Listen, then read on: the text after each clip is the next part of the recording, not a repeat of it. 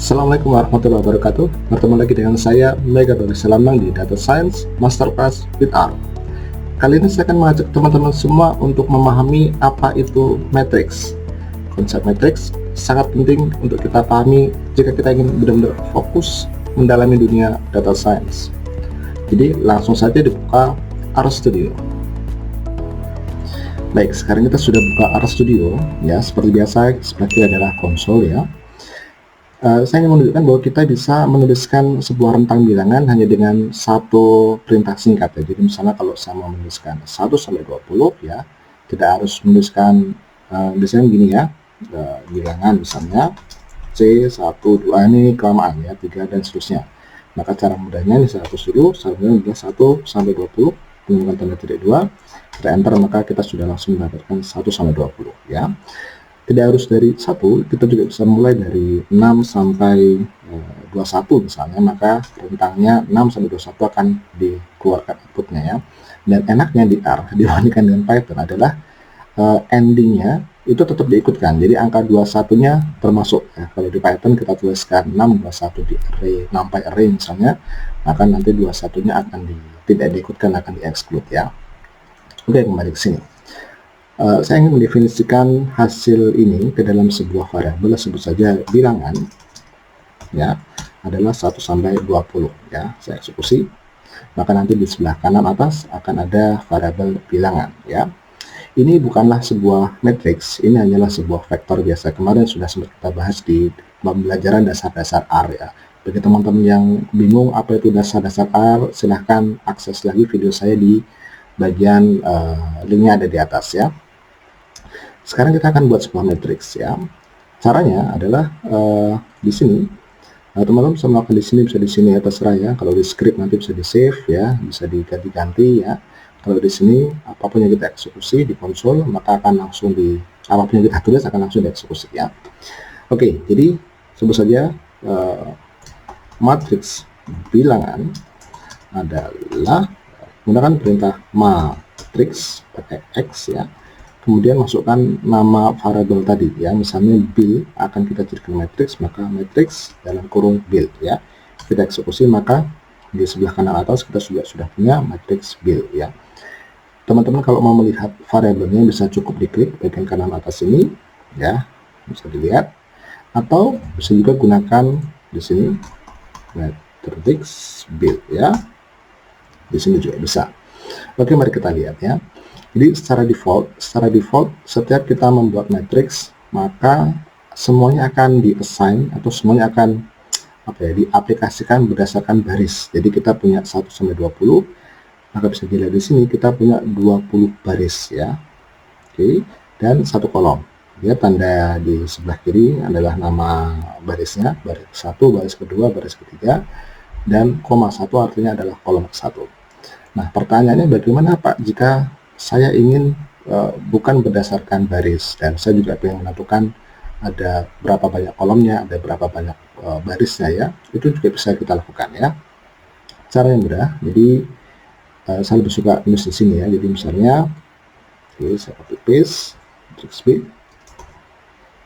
adalah matriks, kita ketik ulang lagi yang tadi ya, bill. Kemudian di sini kita bisa spesifikkan jumlah barisnya ya. Jadi n row sama dengan berapa? Kita punya 20 angka, maka bisa kita bagi dengan angka yang pas gitu ya. 20 bisa dibagi dengan 1, 2, 4, 5. Jadi bisa tentukan teman-teman ya. Pastikan jumlah barisnya harus sebagai angka yang memang bisa dibagi dari angka total jumlah bilangannya ya. Misalnya 4, jadi nanti kita akan punya 4 baris. Kita eksekusi ini, Ctrl Enter atau Command Enter kalau di Mac ya. Maka kalau kita lihat di sini matriks bilangannya ya tampak cantik ya. Jadi kita tentukan berdasarkan barisnya ada 4, maka kita punya 4 baris, dan otomatis 20 bagi 4 sisanya dari 5, maka akan ada 5 kolom ya. Nah, di sini kebetulan pengisiannya itu adalah berdasarkan baris. Jadi 1, setelah itu dimasukkan ke 2, 3, 4, lanjut lagi kalau kolom ini udah selesai, lanjut ke kolom selanjutnya 5, 6, 7, 8 dan seterusnya.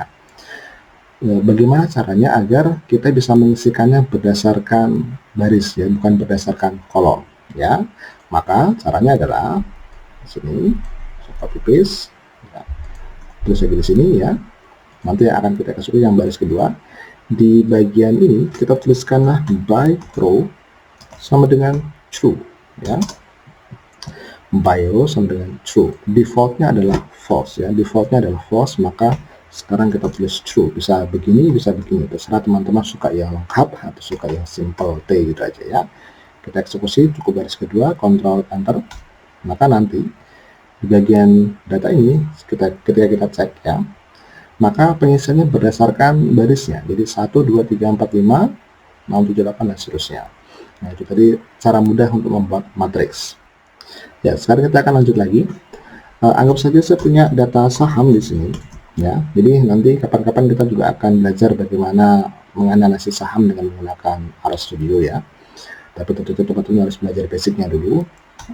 Anggap saja kita punya saham Telkom, TLKM deh kalau di bursa saham namanya ya, adalah ini sebut saja angkanya sekarang kan sekitar angkanya 3.000-an begitu ya. Jadi 3.000, 3.100, 3.050 angkanya naik turun ya. Kita pilih 5 angka saja, 3.000, 3.200. Oke. Kemudian yang kedua adalah KLDF atau Kalbi Farma. Ini bukan promosi ya karena sekarang perusahaan farmasi sedang naik-naiknya ya. Saya nggak tahu harganya Kalbi Farma ya, sebut saja harganya ratusan begitu ya, 324, 343, 300, 321, ini saya ngarang 355, 7345. Oke, 5 kita eksekusi ya. Jadi sekarang saya punya dua variabel yaitu KLDF dan Telkom ya. Nah, sekarang kita akan membuat matriks keduanya. Kalau misalnya kita buat seperti ini ya, C. Jadi teman-teman ini bisa ya, cuma ini saya buat ada jarak spasi biar rapi ya. Jadi kita bisa nulis TLKM kemudian KLDF ya. Kita bisa tuliskan seperti ini. Tapi kalau kita lakukan seperti ini, maka nanti kalau kita cek, dia hanya akan jadi satu buah array begitu ya, dan bukan menjadi sebuah matriks. Untuk bisa merubahnya menjadi sebuah matriks, maka caranya adalah saham matriks, sebut saja begitu ya, nama variabelnya adalah matriks seperti tadi ya, saham ya. Karena kita tahu dia ada dua variabel, kita juga bisa tuliskan ya, nanti jumlah barisnya adalah jumlah barisnya ada 2 ya, dan kita ingin pengisiannya berdasarkan baris ya. Jadi by row sama dengan true, kemudian end row sama dengan 2. Maka kalau ini kita eksekusi, muncul di sebelah kanan ya data ya, sama matriks kita klik, maka nanti akan tampak seperti ini. Saham yang pertama adalah Telkom, dan yang kedua adalah Kalbi Farma. Nah, kalau kita melihat tabel ini ya, tabel matriks ini, rasanya ada yang kurang pas begitu ya, karena nama barisnya 1, 2, dan nama kolomnya V1, V2, V4, sampai V5 begitu ya.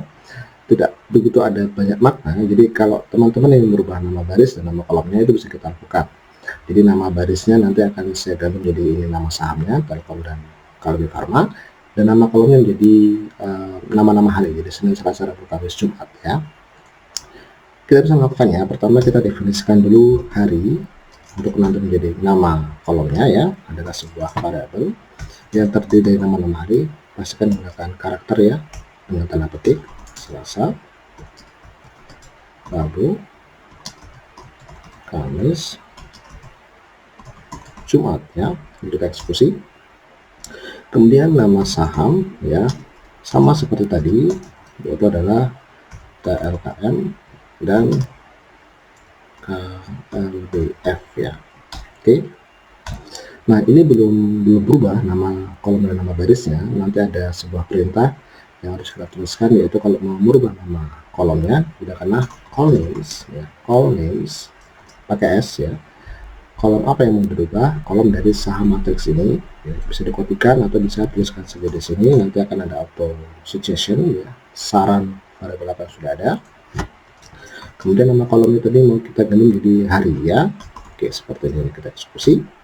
Kemudian row names untuk merubah nama barisnya saham. Kemudian di sini tadi nama sahamnya kita eksekusi. Maka ini kita close dulu agar terupdate. Kita buka lagi di sini. Maka sekarang nama barisnya sudah berubah menjadi TLKM dan KLDF, dan nama kolomnya sudah menjadi Senin sampai Jumat. Jadi itu tadi cara merubah nama baris dan kolom sebuah tabel matriks. Nah, sekarang kalau kita lihat saham matriks ini ya, ini tidak begitu bermakna karena kita lebih tertarik ingin melihat rata-rata dari masing-masing saham ini. Kemudian kita juga nanti akan belajar bagaimana menambahkan baris baru ya, atau saham baru ya. Oke, anggap saja saya punya saham lain, sebut saja dari Bank BCA ya. Sekali lagi bukan promosi, ini random ya. Saya juga tidak tahu harga saham sekarang Bank BCA berapa, sebut saja bergerakannya di sekitar angka 1.500-an begitu, jadi 1.501, oke, 1.510, ini ngasal ya, 1.490, 1.520, 1.500, 2, 3, 4, 5, oke, kita eksekusi. Nah, kalau kita mau menambahkan baris, oke, baris di sini, maka ada dua perintah ya yang sering digunakan, yaitu rbind dan cbind. Ya, saya tulis di sini ya, rbind ya. Rbind digunakan kalau mau menambah baris, dan cbind digunakan kalau mau menambah kolom ya. Karena kita mau menambah baris, jadi yang kita gunakan adalah rbind ya. Lalu apa yang kita lakukan? Yang pertama adalah bukan ditulis rbind-nya langsung, tapi kita definisikan matriks baru, atau bisa juga matriks yang lama ya, terserah. Ada sistem matriks baru ya. Jadi saham baru adalah rbind. Oke. Apa yang mau ditambahkan yaitu adalah saham matriks. Oke. Kemudian yang kita mau tambahkan adalah BBCA. Oke, kita eksekusi. Maka saham baru muncul di sini, dan uniknya ya, ini sekarang kita punya baris baru ya. Uniknya otomatis nama baris yang ketiga akan langsung muncul BBCA. Jadi ini adalah fitur PR ya. Jadi kita tidak harus mendefinisikan ulang nama barisnya apa, tapi otomatis kalau kita assign sebuah variabel di sini, maka nama variabel di sini akan menjadi nama baris yang baru ya. Oke. Sekarang kita ingin tertarik bagaimana menjumlahkan setiap kolom dan menjumlahkan setiap baris. Kemudian kita juga ingin mencari tahu rata-rata setiap baris dan rata-rata setiap kolom ya. Caranya mudah. Untuk bisa melihat jumlah setiap kolom ya, yang kita lakukan adalah perintah call sums dengan S besar, kemudian saham baru, tuliskan saham baru, kita eksekusi, maka nanti kita akan mendapatkan ini ya. Saya buka dulu biar kelihatan. Jadi setiap hari Senin jumlahnya berapa ke bawah ya, 4.825 adalah hasil dari 3.000 tambah 324 tambah 1501 ya. Tapi ini tidak begitu menarik karena setiap saham itu berbeda ya. Kita lebih tertarik untuk melihat barangkali jumlah setiap barisnya ya. Caranya sama, tapi bukan call sum. Yang kita gunakan adalah row sums. Gunakan S besar ya, pastikan S besar. Ini kita eksekusi. Maka sekarang kita mendapatkan ya penjumlahan baris ke kanan ya. Ini juga tidak begitu bermakna, barangkali yang lebih bermakna adalah rata-ratanya ya. Jadi row means dia saham baru. Oke. Nah, ini yang lebih relevan gitu ya. Jadi setiap baris Telkom 3074 adalah 3000 tambah 3100 dijumlahkan dibagi dengan 5, hasilnya adalah 3074 ya. Kalau di rata-rata sekian, yang bisa juga rata-rata sekian. Kita juga bisa mencari call means ya, untuk mendapatkan rataan dari setiap kolomnya. Oke, nah ini dia. Di setiap hari Senin rataannya adalah 1608 dan seterusnya. Akan lebih menarik lagi kalau misalnya di sebelah sini kita tambahkan sebuah kolom baru, yaitu adalah rata-rata ya. Nah, sekarang kita tambahkan variabel baru, yaitu rataan, yang merupakan hasil dari row means tadi. Kita copy paste saja. Oke ya, sekarang kita punya variabel baru rataan, dan sekarang kita akan menambahkan kolom ya. Maka kita gunakan cbind ya. Jadi saham baru operasi buy, ya, saham baru. Kemudian kita tambahkan di sini rataan, ya, eksekusi. Maka kalau ini kita close, kita buka lagi. Sekarang kita punya kolom baru rataan, ya, jadi ini lebih enak dilihat. Kita punya nilai saham setiap harinya dan rata-rata 5 hari ke belakang untuk masing-masing saham. Kita langsung bisa melihatnya dengan mudah. Jadi kita sudah belajar menambahkan kolom baru, menambahkan baris baru, merubah nama kolom, merubah nama baris, dan seterusnya. Sekarang kita beranjak lagi ke bagaimana operasi matriks. Baik, sekarang kita akan belajar tentang aritmatika di matriks, ya. Jadi sebut saja variabel B sebagai sebuah matriks 5 kali 5, ya. Jadi 1 sampai 25 misalnya, lupa tulis lagi, 1 sampai 25. Kemudian by row sama dengan true, oke. Kemudian and row sama dengan 5, ya. Eksekusi. Kita cek dulu seperti apa, ya. Seperti ini, ya. Jadi ini adalah matriks persegi, ya. Kemudian kalau kita mau menjumlahkan dia terhadap di bilangan dia sendiri, maka bill plus bill, ya, seperti ini, bill kali bill, oke, ya.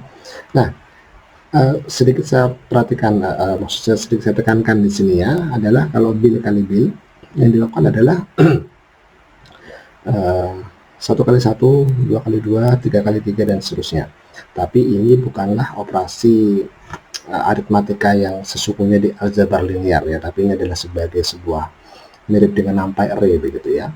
Kalau teman-teman ingin melakukannya persis seperti di aljabar linear, maka jangan lupa tambahkan tanda persen antara operasi matematik yang ingin kita lakukan. Jadi misalnya B dan tanda persen, ya, kali persen lagi, kemudian tuliskanlah bill, ya. Ini ada spasi biar terlihat perbedaannya, tapi pada dasarnya tidak dituliskan spasi juga bisa, ya. Jadi seperti ini kita eksekusi, maka ini adalah perkalian matriks yang sesungguhnya di aljabar linear, ya. Kita belum bahas aljabar linear secara detail secara matematis, tapi di sini saya ingin tunjukkan bagaimana cara melakukannya di R, ya. Oke, kembali lagi ke sini, ya, simbol-simbol dulu. Kita juga bisa melakukan seperti di NumPy Python, ya, 1 bagi bill, hasil seperti ini. Bill pangkat 2, oke. Jadi ini bill pangkat 2 yang dimaksud adalah 1 kali 1 pangkat, 1 kali 1, 2 kali 2, 8 kali 8, ya, itu yang dimaksud, ya. Jadi itu tadi adalah bagaimana proses operasi matematik untuk matriks, ya. Kalau teman-teman penasaran ingin melakukan operasi matematik yang sesungguhnya seperti layaknya di aljabar linear di matematika atau di kalkulus dan seterusnya, maka gunakanlah tanda diapit oleh tanda persen, begitu, ya. Nah, sekarang kita akan belajar tentang slicing dan indexing, ya. Jadi saya tulis ke sini, oke, ya. Jadi kalau kita punya bill di sini, kita cek dulu bill, oke, ya. Nah, kita ingin melakukan slicing. Sekarang misalnya saya ingin memilih baris pertama saja, maka secara dasar kita bisa melakukan seperti ini, ya. Jadi seperti di Python, ya. Jadi kita gunakan kurung kotak, gitu, ya. Pertama adalah barisnya, kedua adalah kolomnya. Jadi yang pertama ini tidak saya eksekusi, ini adalah tanda saja, oke. Kalau teman-teman mau memilih baris pertama saja, maka tuliskanlah 1, oke. Kemudian tuliskanlah koma, artinya kita sekarang ingin menuliskan kolomnya, maka ini dikosongkan saja, artinya kita ingin memilih 1 baris dan semua kolom, ya. Maka kalau kita eksekusi 1, 2, 3, 4, 5, ya, kita pilih ini saja, ya. Kalau kita ingin pilih baris ke 4 dan 5 misalnya, maka gunakanlah 4 sampai 5 seperti ini, dan ini dikosongkan, ya. Dikosongkannya boleh pakai spasi, boleh dikosongkan tanpa spasi, ya, sama saja. Nanti RStudio akan tahu apa yang dimaksud, ya. Kita eksekusi, maka nanti kelihatan hanya 4 dan 5, ya. Nah, bagaimana jika saya tidak urut, Pak? Ini kan kebetulan urut, ya, 4, 5, jadi kita bisa pakai tanda seperti ini, ya, tanda titik 2, begitu, ya. Saya ingin 2 dan 4, begitu, ya. Maka kita juga bisa melakukannya, B, C, gunakan vektor, begitu, ya. 2 dan 4, Oke, seperti ini. Kemudian kolomnya dikosongin ya, maka nanti akan muncul 2 dan 4 ya, ini kelihatan. Nah, mana tadi ya, 2 dan 4, 6, 7 dan 16 ya, 6, 7 dan 16. Bagaimana jika 1, 3, 4 begitu misalnya, sama ya, 1, 3, 4. Oke, nanti juga muncul seperti ini ya. Kita cek dulu betul apa tidak ini. 1, 3, 4 ya, jadi ini oke, kemudian 3 ini oke, kemudian 4-nya adalah 16 ya. Nah, kemudian bagaimana jika untuk kolom? Sama ya. Jadi kita pilih 1, 3, 4, kemudian kolomnya kita pilih 2, 4, 5 begitu misalnya, maka cukup tuliskan di sini C2, 4, 5 ya. Ups, saya lupa mencet kontrol ya. Maka yang kita pilih adalah tadi ya, 2, 4, 5. Berarti ini dan ini 2, 4, 5, 2, 4, 5 ya. Kalau lebih berurutan itu lebih simpel ya. Jadi misalnya saya ingin baris kedua sampai 5 dan kolom 1 sampai 3 ya. Ini lebih simpel lagi kalau misalnya dia berurutan ya. Tapi kalau tidak berurutan ya gunakanlah tanda C seperti ini ya, atau kita memilih vektornya. Jadi itu tadi ya, kira-kira sudah cukup banyak ya materi kali ini ya. Saya tidak ingin terlalu panjang begitu durasinya ya. Lain kali kita akan belajar lebih detail lagi. Terima kasih yang tetap setia belajar bersama saya data science dengan menggunakan R atau maupun Python Masterclass ya. Bagaimana belajar AI dan data science menggunakan Python. Jangan lupa dukung saya terus dengan cara subscribe dan pilih loncengnya. Jangan lupa loncengnya untuk diklik ya. Tentunya juga silakan terus komentar dan like-nya. Jika ada yang bingung silakan ditulis di pertanyaan di bagian komentar. Satu lagi, semangat teman-teman untuk terus belajar bersama saya. Tetap semangat ya. Assalamualaikum warahmatullahi wabarakatuh.